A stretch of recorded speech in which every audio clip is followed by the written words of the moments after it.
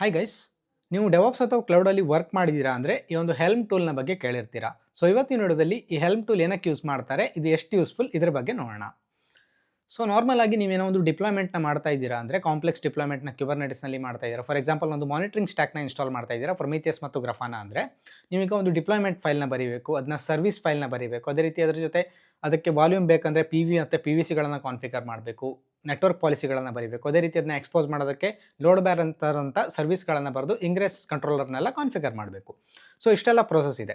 So ಇದೀಗ ನೀವು first time ಏನೋ ಮಾಡಿದ್ರಿ, ಮತ್ತೆ ಇದನ್ನ ರಿಪೀಟ್ ಮಾಡಬೇಕಾಗುತ್ತೆ. ಫಾರ್ ಎಕ್ಸಾಂಪಲ್ ಡೆವಲ್ ಆಯಿತು, ಅದೇ ರೀತಿ ಹೈಯರ್ ಎನ್ವಿರಾನ್ಮೆಂಟ್ಗೆ ಹೋದಾಗ ಸ್ಟೇಜ್ ಪ್ರೊಡಕ್ಷನ್ ಇದನ್ನೆಲ್ಲ ಮಾಡಬೇಕು. ಸೊ ಮತ್ತೆ ಇದನ್ನ ಮಾಡ್ತಾ ಇರೋದು ತುಂಬ ಹೆಕ್ಟಿಕ್ ಅನ್ಸುತ್ತೆ.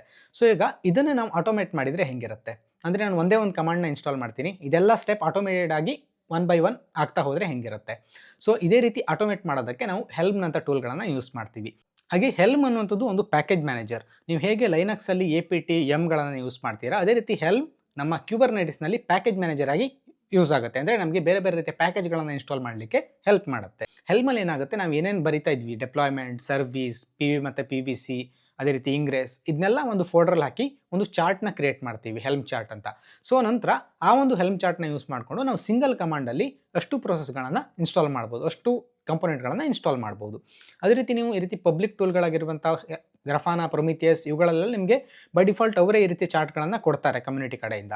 ಅದಲ್ಲದೆ ಪ್ರೀಮಿಯಂ ಟೂಲಲ್ಲಿ ಸಹ ನಿಮಗೆ ಈ ರೀತಿ ಹೆಲ್ಮ್ ಚಾರ್ಟ್ಗಳು ಸಿಗುತ್ತೆ. ಒಂದು ಮ್ಯಾನ್ಯುವಲ್ ಇನ್ಸ್ಟಾಲೇಷನ್ ಸ್ಟೆಪ್ಸ್ ಇದ್ದರೆ, ಇನ್ನೊಂದು ಈ ರೀತಿ ಹೆಲ್ಮ್ ಚಾರ್ಟ್ನ ಯೂಸ್ ಮಾಡಿಕೊಂಡು ಇನ್ನೂ ಈಸಿಯಾಗಿ ಇನ್ಸ್ಟಾಲ್ ಮಾಡ್ಬೋದು ನೀವು. ಅದೇ ರೀತಿ ಹೆಲ್ಮಲ್ಲಿ ತುಂಬ ಅಡ್ವಾಂಟೇಜ್ ಇದೆ. ನಿಮಗೆ ಒಂದು ಸಿಂಗಲ್ ಕಮಾಂಡಲ್ಲಿ ಇನ್ಸ್ಟಾಲ್ ಮಾಡೋಕ್ಕಾಗುತ್ತೆ. ಅದೇ ರೀತಿ ಇನ್ನೊಂದು ವರ್ಷನ್ ಕಂಟ್ರೋಲ್ ಸಿಗುತ್ತೆ. ಅಂದರೆ ನೀವು ಯಾವ ವರ್ಷನ್ನ ಇನ್ಸ್ಟಾಲ್ ಮಾಡ್ತೀರಾ ಅದನ್ನ ಡಿಸೈಡ್ ಮಾಡ್ಬೋದು. ಅದೇ ರೀತಿ ರೋಲ್ ಬ್ಯಾಕ್ ಸಹ ಮಾಡ್ಬೋದು ಪ್ರೀವಿಯಸ್ ವರ್ಷನ್ಗೆ. ಈ ರೀತಿ ಮಲ್ಟಿಪಲ್ ಅಡ್ವಾಂಟೇಜಸ್ ಇದೆ. ಬೇರೆ ಟೂಲ್ಗಳನ್ನು ಬಿಡಿ, ನಿಮ್ಮ ಕಂಪ್ನಿಲೇ ಒಂದು ಯಾವುದೋ ಒಂದು ಡಿಪ್ಲಾಯ್ಮೆಂಟ್ ಇದೆ, ಅದನ್ನು ಈ ರೀತಿ ಆಟೋಮೇಟ್ ಸಹ ಮಾಡ್ಬೋದು. ಅಂದರೆ ನಿಮ್ಮಲ್ಲಿ ಇರುವಂಥ ಯಾವುದೋ ಒಂದು ಆ್ಯಪ್ನ ಈ ರೀತಿ ಹೆಲ್ಮ್ ಚಾರ್ಟ್ ಮಾಡಿ ಇಟ್ಕೊಂಡ್ರೆ, ನೀವೇನೋ ಒಂದು CI/CD ಆಟೋಮೇಟ್ ಮಾಡ್ತಾ ಇದ್ದೀರಾ ಅಂದರೆ ತುಂಬ ಈಸಿಯಾಗಿ ನಿಮ್ಮ ಡಿಪ್ಲಾಯ್ಮೆಂಟ್ನ ಈಸಿ ಸ್ಟೆಪ್ಸ್ಗಳಲ್ಲಿ ಕಂಪ್ಲೀಟ್ ಮಾಡ್ಬೋದು. ಅದೇ ರೀತಿ ಇನ್ಸ್ಟಾಲೇಷನಲ್ಲಿ ಸಹ ನಿಮಗೆ ಕೆಲವೊಂದು ಕಸ್ಟಮ್ ವ್ಯಾಲ್ಯೂಗಳನ್ನು ಕೊಡಬೇಕಾಗುತ್ತೆ. ಫಾರ್ ಎಕ್ಸಾಂಪಲ್ ಗ್ರಫಾನ ಪ್ರಮಿತಿ ಇನ್ಸ್ಟಾಲ್ ಮಾಡ್ತಾ ಇದ್ದೀರಾ ಅಂದರೆ ಪ್ರಾಜೆಕ್ಟ್ ID ನಿಮ್ಮ ಪ್ರಾಜೆಕ್ಟ್ ID ಕೊಡಬೇಕು. ಅದೇ ರೀತಿ ಕಸ್ಟಮ್ ಪಾಸ್ವರ್ಡ್ ಮತ್ತು ಯೂಸರ್ ನೇಮ್ಗಳನ್ನು ಕೊಡಬೇಕಾಗುತ್ತೆ. ಅಂಥ ಟೈಮಲ್ಲಿ ನಮಗೆ values.yaml ಅಂತ ಒಂದು ಫೈಲ್ ಇರುತ್ತೆ ಹೆಲ್ಮಲ್ಲಿ. ಅಲ್ಲಿ ನಾವು ನಮ್ಮ ಕಸ್ಟಮ್ ವ್ಯಾಲ್ಯೂಗಳನ್ನು ಅಪ್ಡೇಟ್ ಮಾಡ್ತೀವಿ. ಸೊ ಆ ಒಂದು ವ್ಯಾಲ್ಯೂ ಅಂತೂ ಡಿಫಾಲ್ಟ್ ವ್ಯಾಲ್ಯೂ ನಾವು ಓವರ್ ರೈಡ್ ಮಾಡಿ ನಿಮ್ಮ ವ್ಯಾಲ್ಯೂಗಳ ಜೊತೆ ಇನ್ಸ್ಟಾಲ್ ಮಾಡುತ್ತೆ. ಸೊ ಅರ್ಥ ಆಗಿದೆ ಅಂತ ಅನ್ಕೊತೀನಿ. ಯಾವ ಥರ ಡೌಟ್ಗಳಿದ್ರೆ ಕಮೆಂಟಲ್ಲಿ ತಿಳಿಸ್ಬೋದು.